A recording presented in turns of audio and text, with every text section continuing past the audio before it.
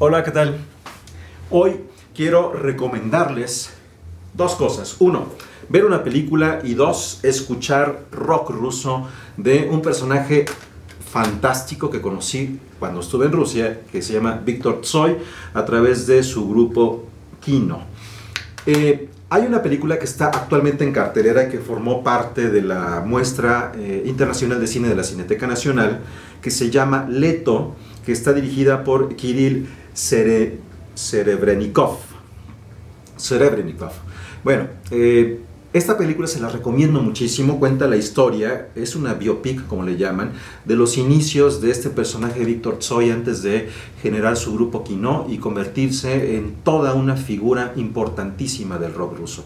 ¿Por qué hablar de alguien que estuvo en los años 80 y que fue muy importante para el rock de Rusia? Porque estamos frente a una de estas leyendas urbanas que han dado identidad a un sector muy importante de la población soviética, luego rusa, y que a través de sus letras también estaba reflejando el espíritu, las necesidades y aquello que deseaba esa generación que terminó por bajar la cortina de hierro y entrar en otro proceso que hoy conocemos como Rusia. La película, más allá de este personaje que es absolutamente rico contar su vida y su historia, es una gran película, es un gran montaje que podríamos ponerlo a un nivel casi, creo yo, como la de Rocketman, no tanto como la de Queen.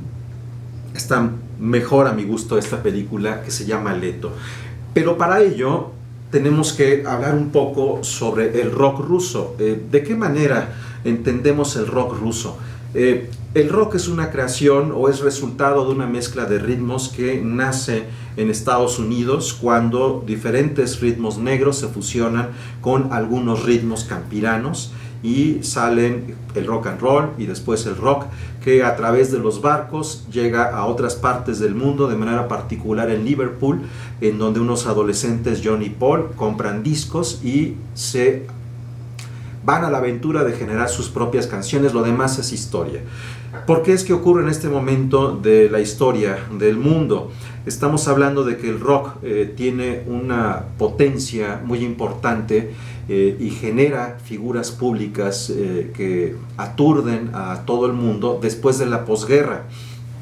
Cuando termina la Segunda Guerra Mundial hay un reacomodo absolutamente de todo y las capitales del mundo desde donde se regían muchas ideas, llámese cultura, llámese arte, llámese historia, llámese guerra, civilización, se transformaron un poco, se reorganizaron y se involucró a otras ciudades en otras partes del mundo, como es el caso de Nueva York en Estados Unidos. Y desde esa perspectiva podemos también entender mucho de la historia del arte contemporáneo.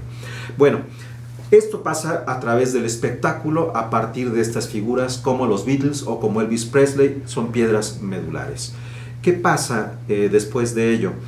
Si les interesa abundar sobre esto, hay un libro que les recomiendo mucho que se llama La Sociedad del Espectáculo, de un escritor, filósofo y cineasta francés, provocador y estratega también, como él se decía, Guy Debord. Publicó este libro en 1967, no confundirlo con La Civilización del Espectáculo de Mario Vargas Llosa. Les recomiendo el libro, es un poco difícil. Si quieren una versión un poco más suave, hay un documental que hizo el mismo Debord 2 años después, más o menos, que pueden encontrar en YouTube y que está subtitulado, Después se suicida.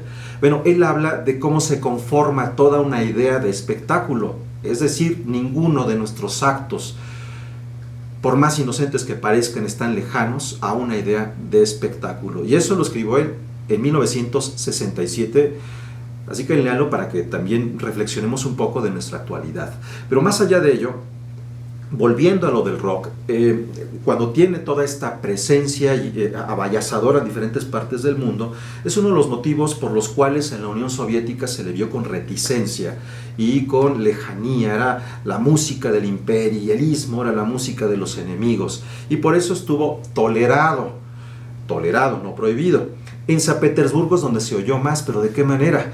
A través de versiones piratas. Versiones piratas como los primeros LPs se hacían grabando, es decir, haciendo un surco, un micrófono, uno cantaba y se mandaba la señal a una máquina que hacía un surco en un disco. eran piezas únicas. Así nace la industria de la música de posguerra. Entonces, esas máquinas fueron llevadas de manera de contrabando a San Petersburgo muchos años después de la Segunda Guerra Mundial, y así se hacían las copias de los discos prohibidos. ¿En qué material? En acetato de radiografía. Y por eso en este libro que traje de Rusia se ve esto con una mano, porque se recortaban esas radiografías, se ponían en esas máquinas y se hacía una copia de un disco traído del mercado negro, y así es como se repartía.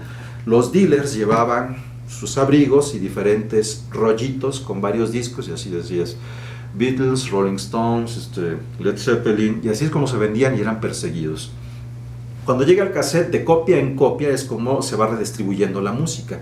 En ese contexto, a finales de los años 70, en el 77, hay un jovencito, Víctor Tsoi, que está estudiando arte, hijo único de un ingeniero ruso-coreano y de una maestra de gimnasia, que tenía muchas ganas de tocar la guitarra, y lo expulsan por andar más con la guitarra que estudiando. Se involucra en esos clubes todavía muy pequeños, muy cerrados, como el Rock Club, en donde se oía música sentaditos y aplaudiendo muy bien, muy ordenados, en un rock ruso con letras bobas, nada provocadoras, algo inocentes, que era lo que permitían.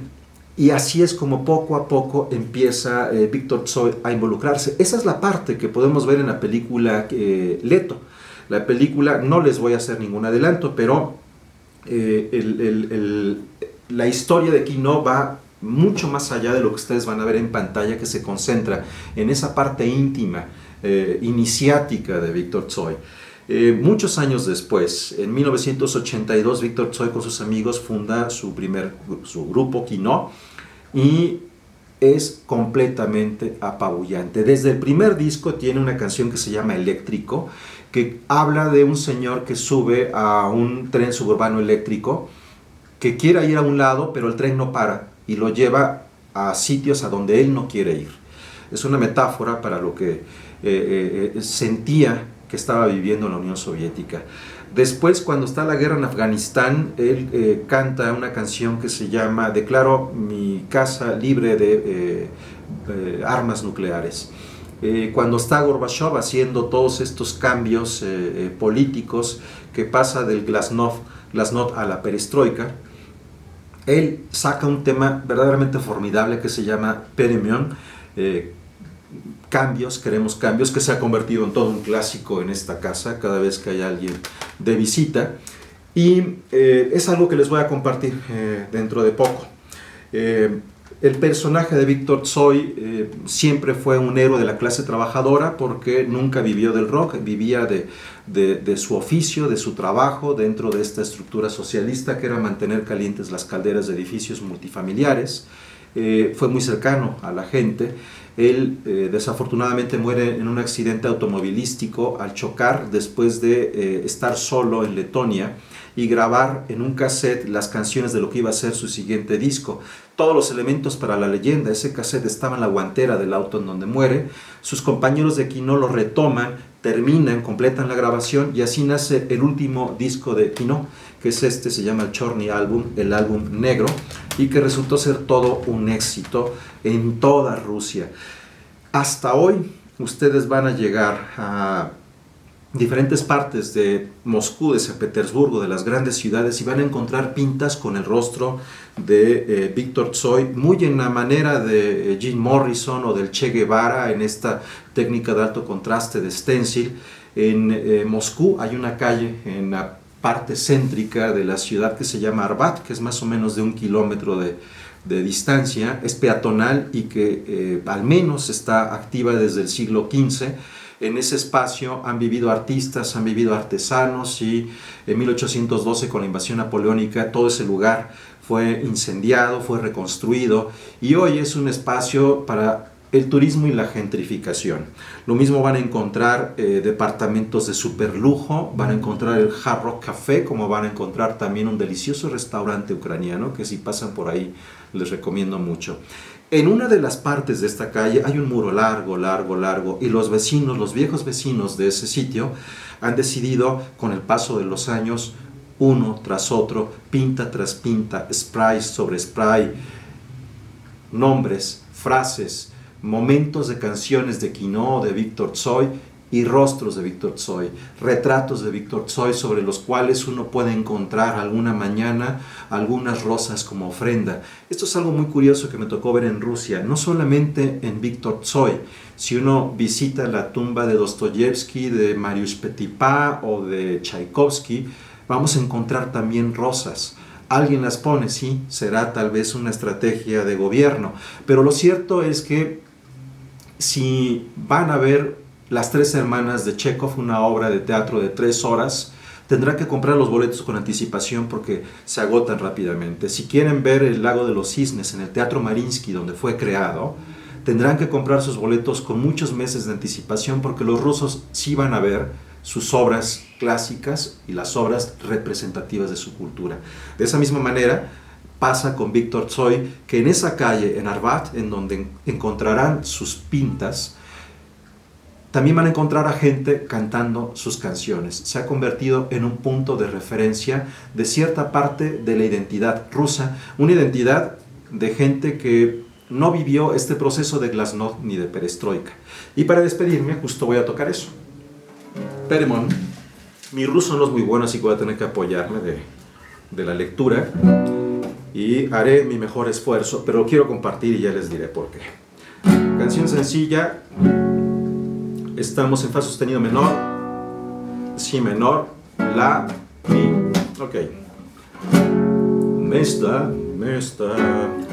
Mesta chatla, selen stekla, mesta agnia din, itsetki kalendaria viva shenden.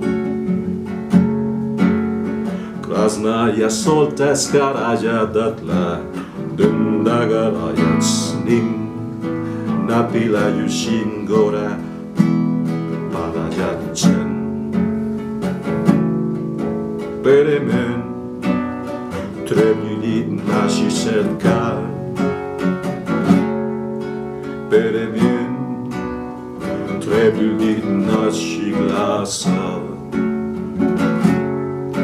Наші смєсяхів, наші слезахів Цацев'ян Перемін Міштем перемін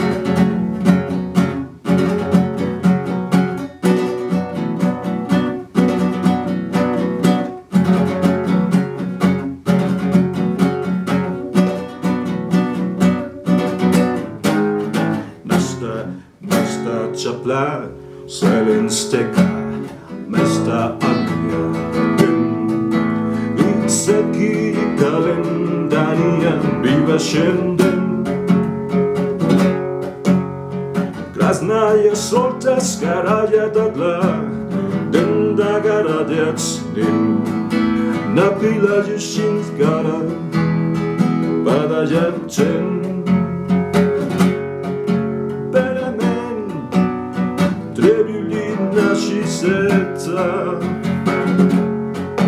Перемін Треб'юлі наші глаза Наші змісихів, наші слезахів Пуцацев'ян Перемін Міштем перемін